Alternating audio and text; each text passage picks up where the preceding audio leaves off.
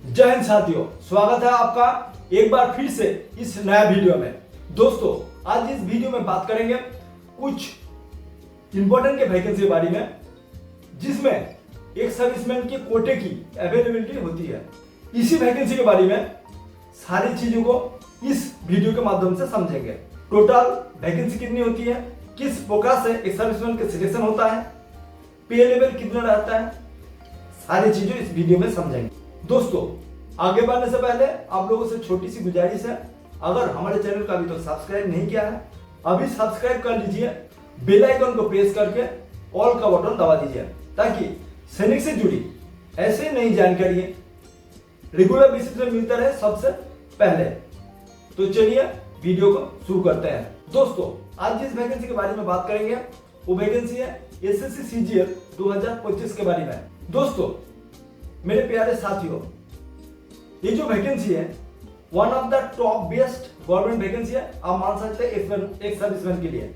वैसे तो ये ग्रेजुएशन लेवल की वैकेंसी होती है, लेकिन जिनके पास ग्रेजुएशन सर्टिफिकेट नहीं है, अगर 10th पास है और सेना में 15 साल की सर्विस किया है, तो उन सभी एक सर्विसमैन इस फॉर्म को अप्लाई कर सकते हैं। दोस्तों, सैलरी के हिसाब से देखा जाए या जॉब प्रोफाइल से देखा जाए या जॉब से मिलने वाली रेस्पेक्ट से अगर देखा जाए, बहुत ही बढ़िया जॉब मान सकते हैं। खास तौर पर जो एक सर्विसमैन कैंडिडेट इनमें सिलेक्ट होते हैं उनके लिए बहुत ही अच्छा जॉब है। तो चलिए दोस्तों, सबसे पहले बात कर लेते हैं कौन कौन सी ग्रुप में कौन कौन सी पोस्ट होते हैं। जैसे कि आप जानते हैं, जो ग्रुप सी के अंदर एक सर्विसमैन के कोटे की रिजर्वेशन रहता है। वैकेंसी में काफी हायर लेवल तो पे लेवल होती है, लेकिन जिसमें एक सर्विसमैन का कोटा रहता है वो पे लेवल 4 और पे लेवल 5 के अंदर। जैसे कि आप जानते हैं, जो पे लेवल 4 की बेसिक पे 25,500 से 81,100 तक जाती है, और पे लेवल 5 का बेसिक पे 29,200 से लेके 92,300 तक जाती है। अगर ग्रॉस सैलरी की बात करें तो पे लेवल 4 के लिए 55 से 60,000 तक आपको स्टार्टिंग पेमेंट मिलेगी, और पे लेवल अगर 5 का बात करें आपको ग्रॉस सैलरी 60,000 के आसपास आपको स्टार्टिंग होगी। यही पे कमीशन शुरू होने वाला है, उसमें काफी सारी चेंजेस आपको देखने को मिलेगी, और इस पेमेंट में और भी उछाल आने की संभावना है। तो चलिए देख लेते हैं। बात कर लेते हैं पोस्ट की। तो जो लेवल 5 की पोस्ट होता है, जिसमें ज़्यादा वैकेंसी होती है, जिसमें कि एक सर्विसमैन के कोटा होता है, वो आपकी ऑडिटर और अकाउंट की पोस्ट होती है। उनमें से डिपार्टमेंट जो होती है वो अलग अलग हो सकती है, क्योंकि जैसे कि आप जानते हैं एसएससी सीजीएल के अंदर जो पोस्टिंग होती है सेंट्रल गवर्नमेंट की बड़ी बड़ी मिनिस्ट्री होती है, उसके अंदर पोस्टिंग होती है। तो यहाँ पर वैकेंसी जो निकालती है सभी डिपार्टमेंट से निकालती है, लेकिन बेसिकली जो डिपार्टमेंट निकालती है वो वैकेंसी होती है CAG के ऑफिस के अंदर से निकालती है, CGDA के ऑफिस के अंदर से निकालती है, और बाकी जो मिनिस्ट्री और डिपार्टमेंट है वो सेंट्रल गवर्नमेंट के वैकेंसी निकालती है। अगर हम बात करें लेवल 5 की, तो CGA के अंदर जो अकाउंट की वैकेंसी निकालती है और ऑडिटर की जो वैकेंसी निकालती है, उसके अलावा कंट्रोल जनरल ऑफ अकाउंट्स इनके अंदर वैकेंसी निकालती है, और बाकी अकाउंट की जो वैकेंसी निकालती है वो डिपार्टमेंट, और बाकी की अकाउंट की जो वैकेंसी आपके आधार डिपार्टमेंट से निकालती है। अगर इसी हिसाब से हम बात करें पे लेवल 4 की, तो पोस्टल असिस्टेंट और शॉर्टिंग असिस्टेंट की जो वैकेंसी निकालती है वो department of post ministry of communication के अंदर से निकालती है। इसके अलावा सीनियर सेक्रेटेरिएट असिस्टेंट या अपर डिवीजन क्लर्क भी बोल सकते हैं, तो आपकी जो central government office of ministry के अंदर वैकेंसी निकालती है। सीनियर एडमिनिस्ट्रेटिव असिस्टेंट, जिसके वैकेंसी मिलिट्री इंजीनियरिंग सर्विस यानी MES के अंदर से निकालती है, जो कि मिनिस्ट्री ऑफ डिफेंस की होती है। टैक्स असिस्टेंट की वैकेंसी निकालती है CBDT के अंदर, और टैक्स असिस्टेंट की निकालती है CBIC के अंदर। सब इंस्पेक्टर की जो वैकेंसी निकालती है वो सेंट्रल ब्यूरो ऑफ नारकोटिक और मिनिस्ट्री ऑफ फाइनेंस के अंदर से निकालती है। दोस्तों, एसएससी के अंदर और एक जो वैकेंसी निकालती है, जो आपने देखे होंगे हवलदार CBI और हवलदार CBN, तो ये जो हवलदार CBI यानी इनकम टैक्स डिपार्टमेंट और नारकोटिक्स डिपार्टमेंट में जाते हैं। फर्क सिर्फ इतना रहता है जो एक सर्विसमैन के लिए जो पोस्ट होती है वो 10th लेवल की पोस्ट होती है और यहाँ पे जो पोस्ट होती है ये ग्रेजुएशन लेवल की पोस्ट होती है। तो इनके अधिकारी के रूप में ज्वाइन करते हैं और डिपार्टमेंट से एक सेम होता है। दोस्तों बात कर लेते हैं वैकेंसी के बारे में। पिछले साल वैकेंसी लगभग 17,727 वैकेंसी निकली थी टोटल वैकेंसी, और इसमें से आप जानते हैं जो 10% CGL के अंदर एक सर्विसमैन के कोटा रहती है। तो पिछले साल लगभग 1700 से 1800 वैकेंसी एक सर्विसमैन के लिए रिजर्व थी। बात करें इस साल वैकेंसी लगभग कितना हो सकती है, तो अगर हम 2022 CGL की बात करें तब उस टाइम पे 37,000 प्लस वैकेंसी थी। CGL 2023 की बात करें तो सबसे कम वैकेंसी देखने को मिली जो 8,000 प्लस वैकेंसी थी, और 2024 जो CGL वैकेंसी थी वहाँ 17,727 वैकेंसी थी।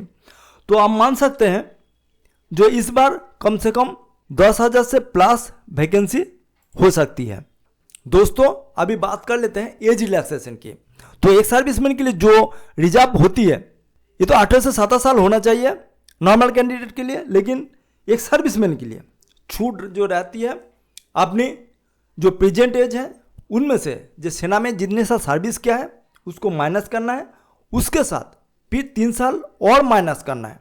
तो ये सब माइनस करने के बाद सारी कैलकुलेशन करने के बाद जो आपको बैठेगी वो उसकी उम्र आपका 27 साल या 27 साल से कम होना चाहिए, तभी आप अप्लाई कर सकते हैं। दोस्तों जो भी लोग सेना में नौकरी कर रहा है और एक सर्विस कोटे की अप्लाई करना चाहती है तो उन लोग अप्लाई कर सकते हैं, लेकिन उनके लिए 1 साल का समय दिया जाता है। फॉर्म फिलअप की लास्ट डेट जो होती है उसके 1 साल के अंदर अंदर उनको सेना से सेवानिवृत्त होना पड़ेगा।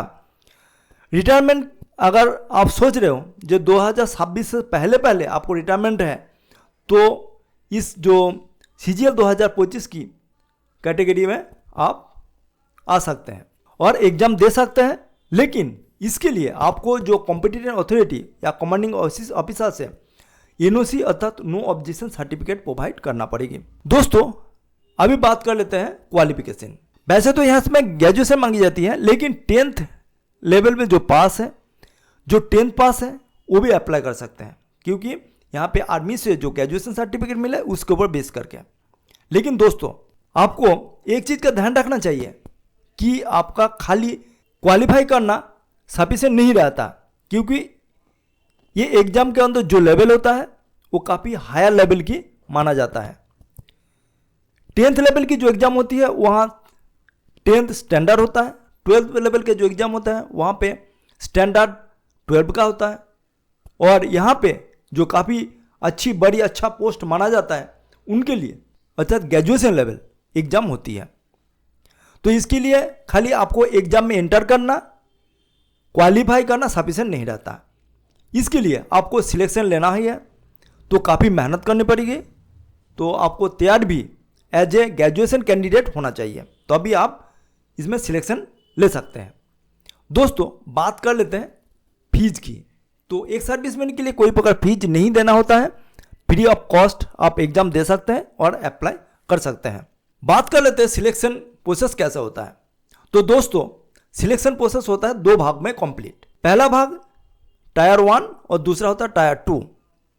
जिस प्रकार से बैंकिंग में प्री और मेन होता है ऐसे सेम यहाँ पे टायर 1 और टायर 2 होता है। टायर 1 जैसे सिर्फ क्वालिफाइंग नेचर होता है और टायर 2 जो मेंस आपको सिलेक्शन होता है।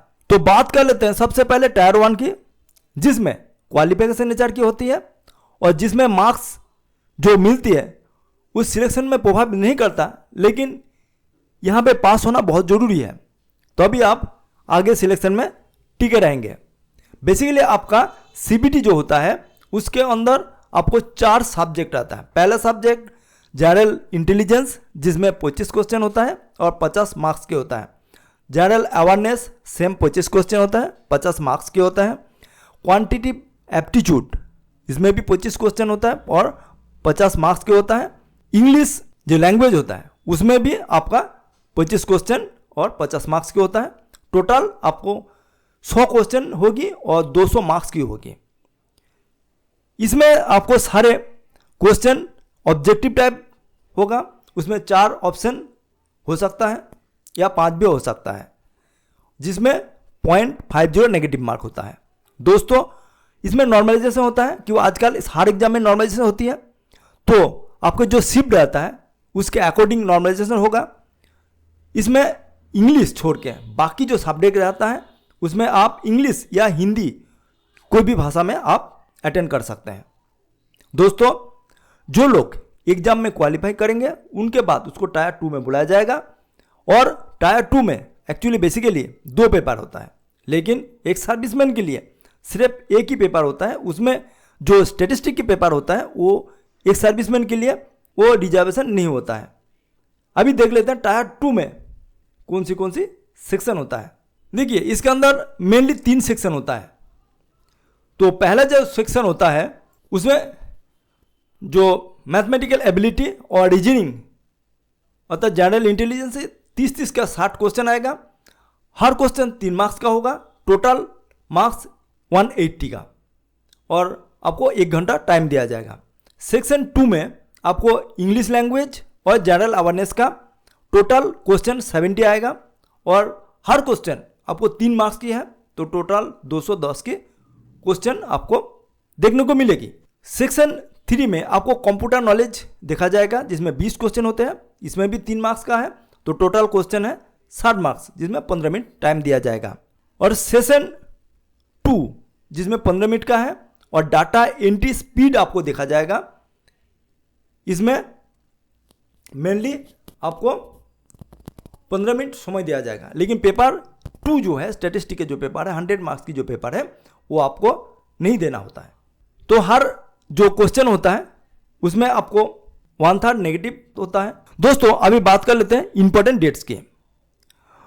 तो यहाँ पर जो ऑनलाइन फॉर्म आपको 22 अप्रैल से स्टार्ट होगी, यानी अभी भी 15-20 दिन के समय है, आप ऑनलाइन फॉर्म भर सकते हैं। लास्ट डेट फॉर्म फिलअप करने के 21 मई 2025 रखा गया, जो 1 महीने के समय मिलेगी। टायर 1 जो एग्जाम है वो आपका जून और जुलाई में कॉन्टेक्ट होगा। तो आपका जो फर्स्ट एग्जाम है अर्थात टायर 1 का जो एग्जाम है उनके लिए आपको तैयार अभी से शुरू करना चाहिए, क्योंकि इस एग्जाम में 4-5 महीने अभी भी टाइम है। तो अगर अभी से शुरू करें तो अच्छी तैयारी हो सकती है। तो दोस्तों सारी जानकारी एसएससी सीजीएल की मैं उम्मीद करता हूं जो इस वीडियो के अंदर आपको मिले होंगे, और ये वीडियो आपको पसंद आया होगा। अगर पसंद आया है तो लाइक, शेयर और सब्सक्राइब करना ना भूलिए, और बने रहिए मेरे साथ इसी प्रकार से वीडियो में बने रहिए। आपका दिन शुभ हो। जय।